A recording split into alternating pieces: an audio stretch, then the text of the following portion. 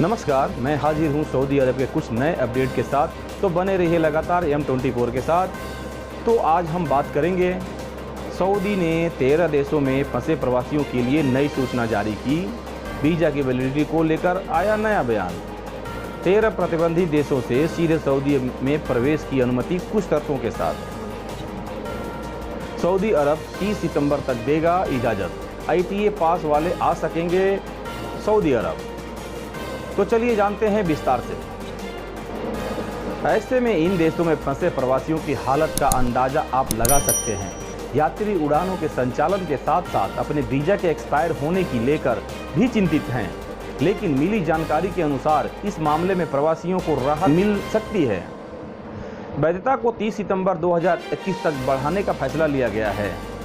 ऐसा इसलिए है क्योंकि सऊदी के अधिकारियों ने residency permit, exit, re entry और विजिट वीज़ा की वैधता को 30 सितंबर 2021 तक बढ़ाने का फैसला लिया है। इसके लिए ना तो आपसे कोई शुल्क लिया जाएगा और न ही आपको कहीं जाने की जरूरत है, यानी कि ऑटोमेटिक आपका वीज़ा, आपका इकामा एक्सटेंशन हो जाएगा। आइए जानते हैं किन देशों को मिला है इसका लाभ। Argentina, Brazil, Indonesia, South Africa, Pakistan, तुर्की, Lebanon, Egypt, India, Ethiopia, UAE, Vietnam और अफगानिस्तान के यात्रियों को इस सुविधा का लाभ दिया गया है।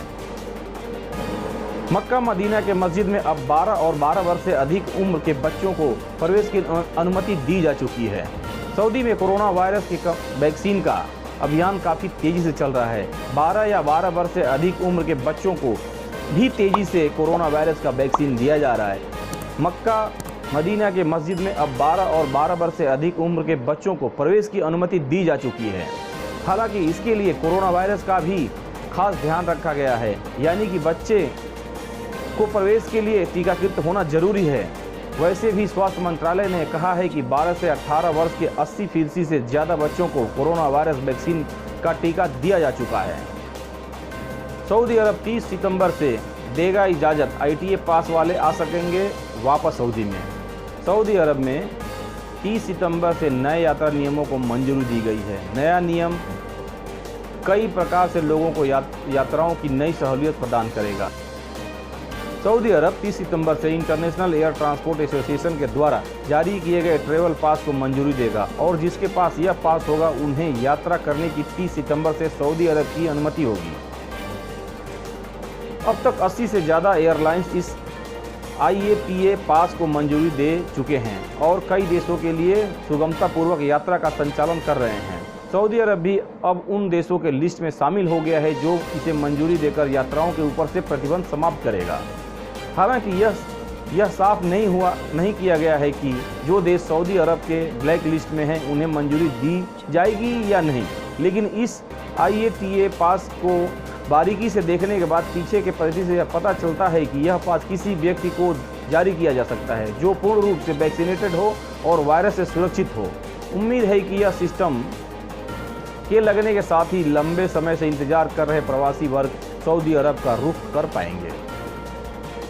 भारत, पाकिस्तान, नेपाल और श्रीलंका के लिए नियमों में बदलाव। फ्लाई दुबई ने जारी किया अपडेट। भारत, पाकिस्तान, नेपाल और श्रीलंका के दुबई जा रहे यात्रियों के लिए दिशा निर्देश जारी किया गया है।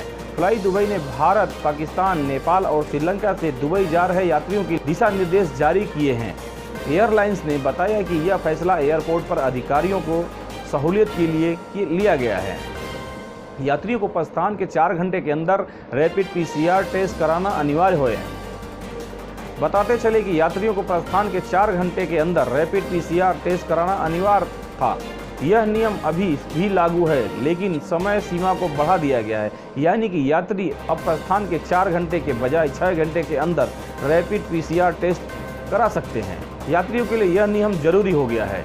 यात्रियों के पास 5 अगस्त 2021 के बाद general director of the residence and foreigners affairs के द्वारा दी गई अनुमति होनी चाहिए। वहीं प्रस्थान के 48 घंटे के अंदर का QR कोड के साथ निगेटिव PCR टेस्ट रिपोर्ट भी होनी चाहिए। नेपाल और श्रीलंका में फंसे UAE रेजिडेंट्स और वैलिड दुबई वीज़ा होल्डर्स को 18 अगस्त से चुनिंदा शर्तों के साथ दुबई में प्रवेश की अनुमति दे दी गई है। बिना पीसीआर टेस्ट के नहीं कर पाएंगे भारत यूएई की यात्रा, 6 घंटे पहले पहुंचना होगा एयरपोर्ट। संयुक्त अरब अमीरात ने मंगलवार को नए दिशा निर्देश जारी किए हैं। भारत से यूएई की यात्रा करने वालों के लिए नए नियमों का अपडेट रहना बेहद जरूरी है। संयुक्त अरब अमीरात की सरकार ने मंगलवार को देश में प्रवेश करने वाले यात्रियों के लिए नए दिशा निर्देश जारी किए हैं।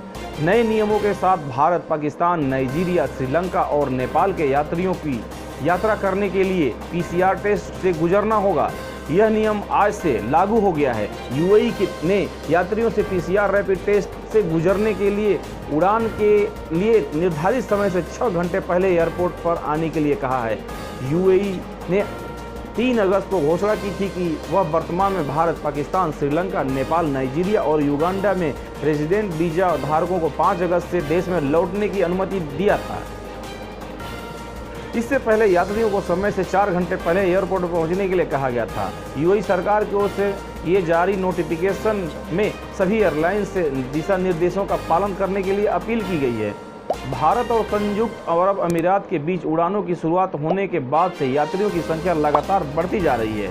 एक और भारत में फंसे यूएई निवासी और कामगार अपने घरों को और काम पर लौटना चाहते हैं, तो वहीं लंबे समय से यूएई में रह रहे भारतीय पहली उड़ान से अपने घर आना चाहते हैं।